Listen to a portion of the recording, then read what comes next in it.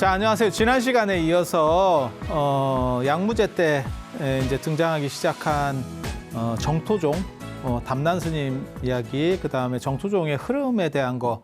이거는 정토종은 좀 짧기 때문에 선종이나 이런 것들은 사실 한 번에 이렇게 정리해서 얘기하기는 상당히 어렵고요. 그거는 뒤에 계속 얘기를 해야 되는 사항들이고, 정토종 같은 경우는 뭐 철학적 내용이 별로 없어요. 그래서 그냥 한꺼번에 묶어서 가는 게 정리하기가 좀 편합니다. 그래서 당나라 때 이야기까지 한꺼번에, 그리고 스님이 세 분만 아시면 돼요.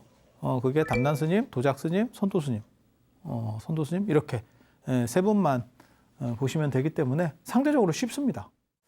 그래서 처음에 지난 시간에 잠깐 말씀드린 것 같이 그 담난 스님이 보리유지에 의해서 관무량 수경 가르침을 받고, 그래서 관무량 수경 계통을 뭔가가 있었던 것 같아요. 근데 세친의 우바제사 원생계, 그래서 저걸 왕생론주라고 하는데, 왕생, 그러니까 극락 왕생과 관련된, 그래서 무량수경과 관련된 흐름도 하나를 이렇게 배웠고, 이런 식으로다가 해서 이 담난 스님이 시작한 거는 정토야말로 진짜 필요한 거고, 그러한 이념적 토대를 완성한 거예요. 그래서 너네 같은 사람들로서는, 너희들로서는 야, 이거를 일일이 다 헤쳐갈 수가 없어. 그러니까는 큰 어른의 이렇게 불보살의 서원의 힘을 타고 그것을 통해서 가면 쉬워. 그리고 그런 식의 양상이 오늘날까지도 남아있는 게 반야용선 같은 거예요.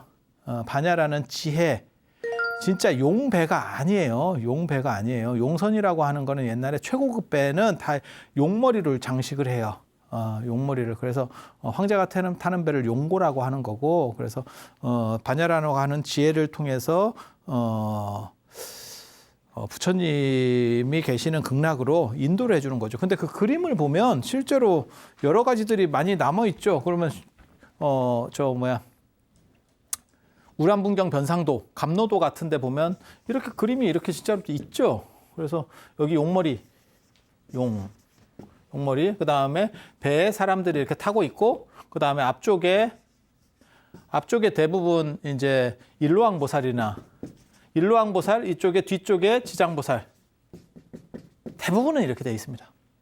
대부분은 이렇게 되어 있습니다. 그렇게 해서 아미타 부처님을 이렇게 연부를 하면 그를 통해서 결국은 저쪽으로 가게 된다. 그러니까 혼자서 수행을 통해서 깨달음을 얻는 거는 너무 어려워. 그러니까 부처님의 서원력에 의지해서 편승해서 가는 게 쉬운 거야. 맞아요? 맞아요? 이렇게 주장 안 하는 사람 있지 않아요? 그 가장 대표적인 팀이 자력주의, 이런 걸 이제 타력이라고 하는 거거든요. 그러니까 뭐가 똑같으냐면 내가 공부해서 뭘 합격해서 뭘 하겠다가 아니고 와이로를 써서 누가 날 좀 봐주면, 땡겨주면, 뭔 뜻인지 아시겠죠? 아니 친척이 큰 회사를 하고 있어. 그러면 조카 하나만 넣어줘. 이러면 그러면 일로 그냥 오라 그래. 이렇게 한다고 가정을 해봅시다. 이것도 가능한 거죠. 근데 그런 건 타당하지 않아. 시험 봐서 들어가야지. 그게 말이 돼? 무조건 자력이야. 그렇게 주장하는 파가 있죠. 그래서 정토종은 타력이고, 이 대칭점을 이루는 자력주의가 있어요. 누굴까요? 선종이에요. 수행을 통해서 깨달음을 얻고, 그 깨달음은 지금. 그래서 나중에 이제 선종과 충돌합니다. 정토종이 선종과 충돌합니다. 지금 현재 한국 불교에서는 저게 충돌 안 하고 대충 이렇게 섞여 있어요. 대충 섞여서 잘 돌아가는데, 원래는 이제 충돌하는 얘기들 나중에 잠깐 제가 해드릴게요. 그래서 서로 한쪽에, 왜냐하면 서로 추구하는 방식이 너무 다르기 때문에. 예. 너무 다르기 때문에 한쪽은 스스로 헤쳐가겠다는 거예요. 그리고 선종 같은 경우는 특징적인 게 먹고 사는 문제까지도 스스로 해결하겠다, 이렇게 나오는 거예요. 그래서 선농일체, 그래서 농사 지어서 내가 가겠다. 뭐 신도한테 의지하고 자식은 필요 없고, 그게 선종 사찰이 나중에 산으로 가는 이유 중에 하나예요. 산으로 가니까 신도가 없어. 그러니까 그냥 이렇게 어느 정도 해먹고 뭐 이렇게 가는 거예요. 그런 스토리에서 나오는 그 유명한 얘기 있잖아요. 일일부작이면 일일부식이다. 하루 일하지 않으면 하루 먹지 않는다. 그런 얘기까지 나오는 거예요. 왜 이제 부처님의 원래 정신하고는 좀 많이 다르죠. 그러니까 중국화되는 거예요. 중국화되는 거. 이 중국화되는 이야기는 제가 또 나중에 통일이 되고 실제로는 중국화되는 거는 불교가 중국적으로 완전히 이렇게 재편되는 거는 통일왕조가 들어서야 돼요. 통일왕조가 들어서면 중국적인 하나의 룰을 만들어야 되고 거기서 한족이 제일 많으니까 거기에 맞는 방식으로 재편되게 되겠죠. 그러니까 왕조가 통일이 안 돼 있으면 이렇게 찢어져 있어요. 그래서 다른 생각들이 이렇게 있는 거고 쉽게 말해서 우리도 삼국시대 같은 경우는 백제 칼라가 다르고 그다음에 신라 칼라가 다르고 고구려 칼라가 다르겠죠.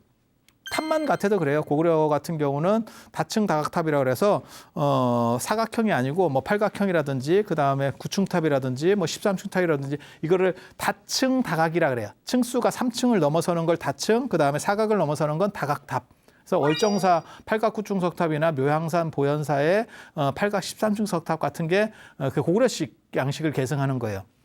백제식 양식이라고 하는 거는 약간 이렇게 정림사탑처럼 약간 이렇게 뭐라 할까 좀 아기자기한 맛이 있는 거. 그 다음에 신라식 탑은 10원짜리 보시면 됩니다. 제일 싼 탑. 석가탑. 석가탑. 그래서 그런 식으로 약간씩 칼라들이 달랐던 게 하나의 통일이라고 하는 상황 속에 처해지면 어떤 일이 벌어질 것 같아요? 그게 서로 조율되면서 어느 정도 이상씩 붙어가겠지. 그래서 탑하면 지금 떠오르는 거는 사실은 석가탑이 떠오르시면 정상입니다. 왜 석가탑 쪽이 이겼을까? 신라가 통일했으니까. 그래서 신라식에 맞는 하나를 조율해내는 거죠. 그래서 중국 불교가 이렇게 움직이기 시작하려면 수당이라고 하는 통일 제국이 들어서야 돼요.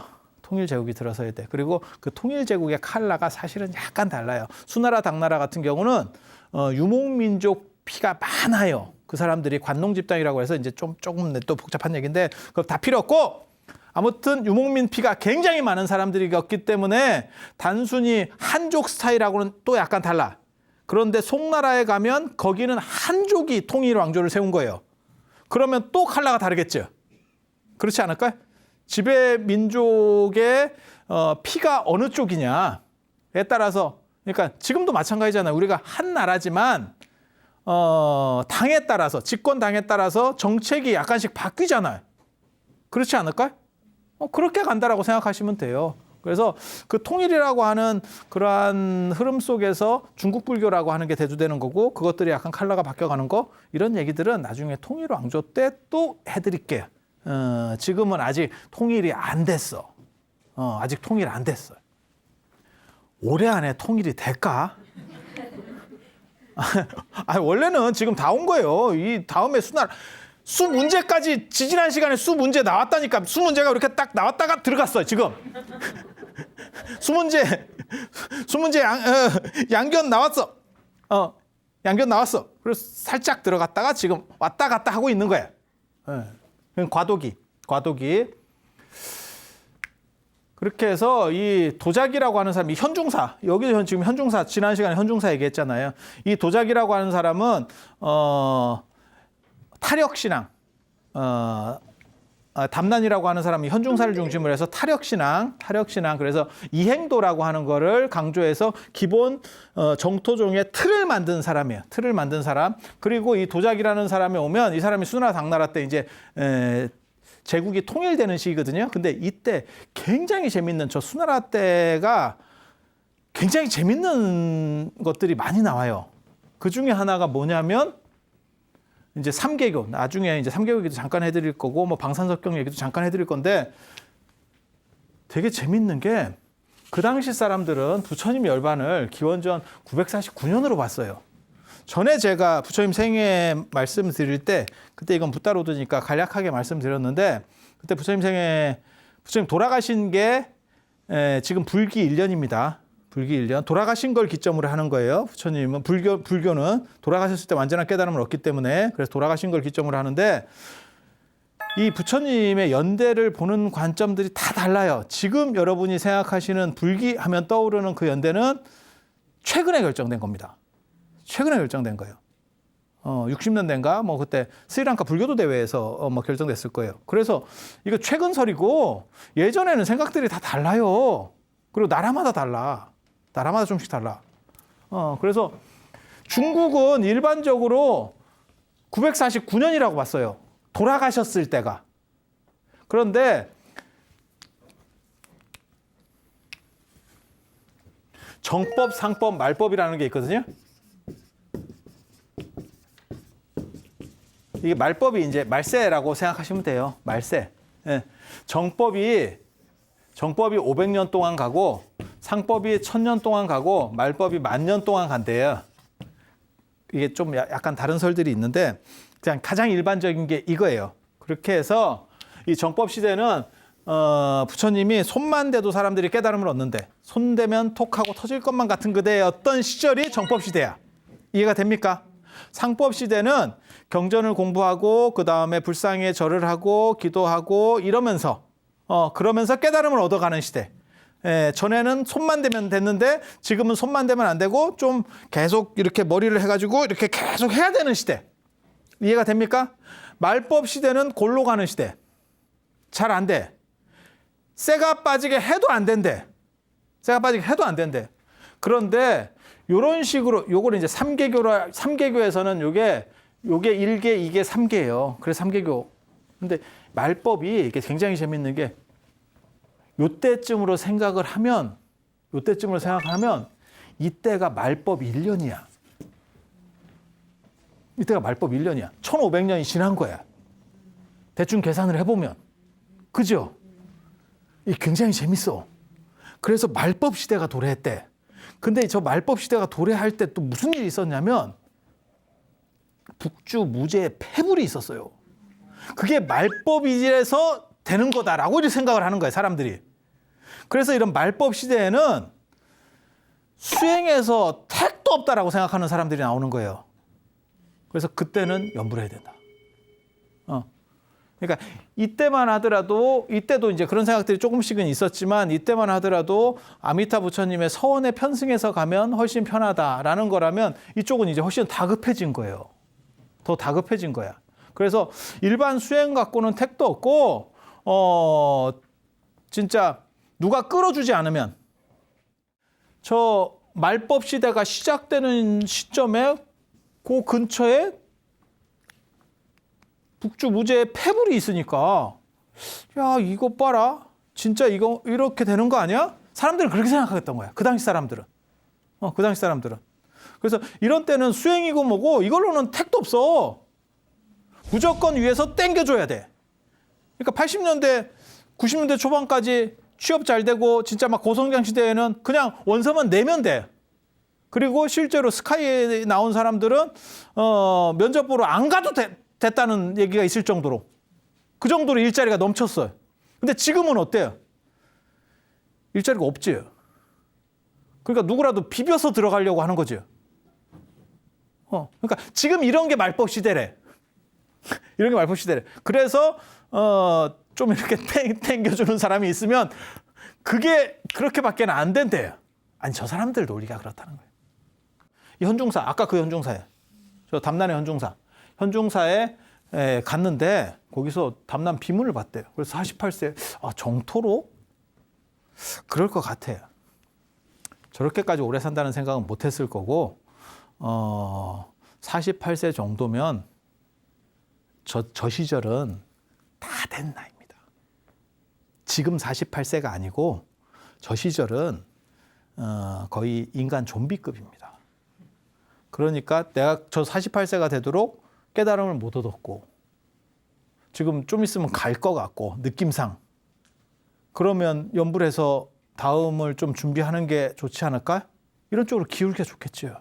그래서 담난 스님의 비문을 딱 보고 이쪽으로 전향했대요. 그래서 연불을 얼마를 하냐면 하루에 아미탑을 7만 번. 야, 이게 시간으로 도대체 어느 정도 나올지 모르겠는데? 저 양반이 칙명연불에 어떻게 보면 시작한 사람이야. 아미탑을, 칙명연불. 지금은 이게 굉장히 재밌는 게 연불하면 아미타불을 잘 안 해요. 아니 그렇지 않아요? 관세음보살을 하는데 극락에 가려면 아미타불을 해야 될 거 아니에요. 네. 그래서 저 영향을 받기는 받았지만 실제로 지금 절에서 하는 상황들은 약간 다릅니다. 재지낼 때만 아미타불 하고 보통 때는 관세음보살 아니면 지장보살. 그죠? 그렇게 해서 아미타불 연부를 하루에 7만 번 하고 당신은 아마 돌아가신다고 생각했을 거예요. 그리고 그런 정도 위치가 되면 그렇게 나이도 많고 이제 내가 얼마 안 갈 것 같아. 그럼 진짜 열심히 했을 거예요. 저는 그런 생각 들거든요. 왜냐하면 저 봉은사에서 광주, 그 당시에는 강남 봉은사 아니고 광주 봉은사인데 거기 추사가 과천에 살 때 이렇게 와가지고 이렇게 매일같이 그 연비하고 참회하고 하는 거 보면 상당히 간절합니다. 왜? 죽을 때가 다 돼서. 사람이 죽음에 대한 공포가 이렇게 멈습해 오는 거죠. 그래서 아미타불만 7만 번 한 게 아니고 매일 아미타불 7만 번 하고 관무량 수경을 200회 이상 설했대요. 야, 이거는 진짜 재밌지. 저기서 관무량 수경 배웠잖아요. 보리유지한테. 저 담난 스님이 보리유지한테 관무량 수경 배웠잖아요. 그래서 관무량 수경 200회. 오래 살아서 그래요. 저 48세쯤에 한 몇 년 있다가 가나 이랬는데 계속 수명이 늘어나는 거죠. 이게 무량수 부처님을 극락 가서 본 게 아니고 그 영향에 가피를 입어서 내가 지금 수명이 무량하게 이렇게 늘어나고 있는 거예요. 이게 지금. 그래서 이 어른이 쓴 책이 안락집이에요. 그리고 저 양반이 뭐 하냐면 소두연불이라는 걸 해요. 소두연불. 소두연불이 뭐냐면 콩이나 팥 같은 거를 연불 한 번 할 때마다 이렇게 넣는 거예요. 던지는 거예요. 네. 그렇게 해서 숫자 세는 거. 지금은 염주로 하는데 그 염주가 예전에는 그렇게 일반적이지 않았어요. 그리고 염주를 일반적으로 쓰기도 쉽지가 않죠. 왜냐하면 기계가 발전하지 않았다고 가정했을 때 동그란 염주 만드는 게 쉬운 건 아니에요. 일일이 다 깎아서 만든다고 생각해봐요. 이게 보통 일인가?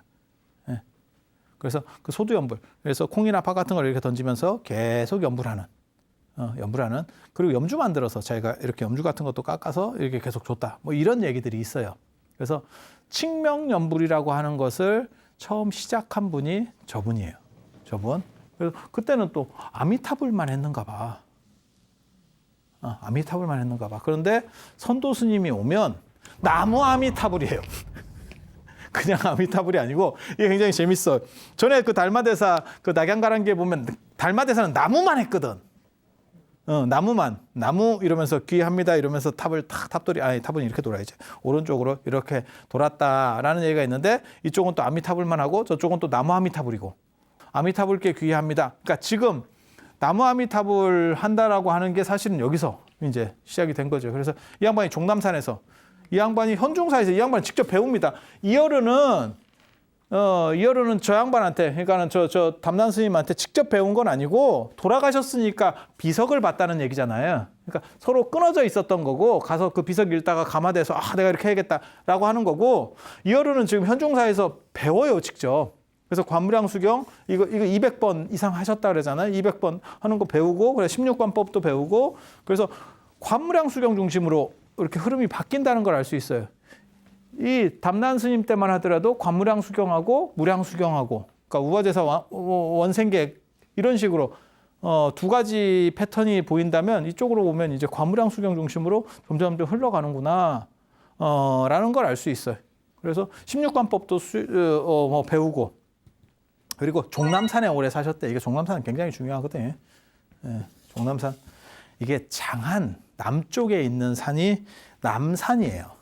남산. 그래서 서울 남산, 경주 남산이 있는 것도 이 영향을 받은 거예요. 남쪽에 있으면 남산. 그런데 저게 진령산맥 끝이거든요. 그래서 종남산이에요. 끝쪽에 있다 그래서 종남산. 종남산이 모든 종파불교의 거의 그냥 메카라고 보면 됩니다. 화엄종도 저기서 시작되고 삼계교도 저기서 시작되고 지금 남산 율종도 아까 우리가 지난 시간에 얘기했었던 광통률사 그 양반이 사셨던 데는 아니고 나중에 그 율종을 집대성하는 그 도선 스님이 사셨던 데가 종남산이에요. 그래서 저 종남산에 아무튼 장안 남쪽에 좋은 산이 있는데 이 산에 이게 진령산맥이 이렇게 있는데 여기에 스님들이 수두룩합니다. 그리고 여기서 어느 정도 이상 딱 영향력을 가지면 장안으로 치고 들어와요. 장안으로 치고 들어와요.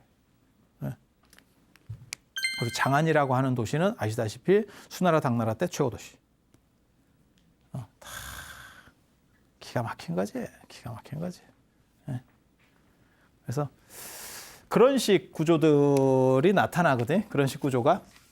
그래서 이 양반의 영향력이 이 당나라 때, 이분은 당나라 때 사람이에요. 당나라 때.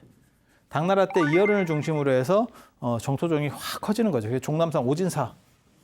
저게 제가 예전에 저기를 한번 갔었는데 지금은 절 이름이 바뀌었더라고요. 근데 탑이 이렇게 위에가 허물어진 탑이 있더라고요. 향적산가? 선도의 향적산가? 그때 그게 아마 오진사쯤 되는가 어쩌는가 잘 모르겠다. 그건 정확하진 않고 아무튼 관무량 수경소 4권 그다음에 오부 9권의 책 이런 분들의 특징이 책을 많이 쓰지 못해요. 오부는 5종류의 총 9권의 책 이런 뜻이거든요. 책을 많이 쓰지 못해. 책 많이 못 쓰는 이유가 뭘까요? 연불 해야지. 책 쓸 시간이 어딨냐? 연불 해야지. 이거 봐봐. 연불만 한 게 아니고 아미타경을 10만 번 필사했대. 야, 이게 가능한가? 가능한가? 그리고 정토 변상이 저 관무량 수경 영향일 거예요. 정토에 대한 그림. 그러니까 극락에 대한 그림을 300장을 그렸다는 거예요. 그래서 이렇게 보면 무슨 일이 벌어지는 줄 알 수 있냐면 처음에 담난 스님 얘기할 때는 관무량 수경과 관경과 관무량 수경을 줄이면 관경이거든요. 그 다음에 무량 수경. 무량 수경이 보인다는 거. 무량 수경이 보인다는 거. 그게 관경 중심으로 갔다가 두 번째 도작 스님 때는 관경 중심으로 갔다가 세 번째 선도 스님이 오면 관경과 아미타경으로 온다. 이렇게. 그리고 이 세 개를 합쳐서 정토 삼부경이라고 한다. 정토 삼부경이라고 한다. 이렇게.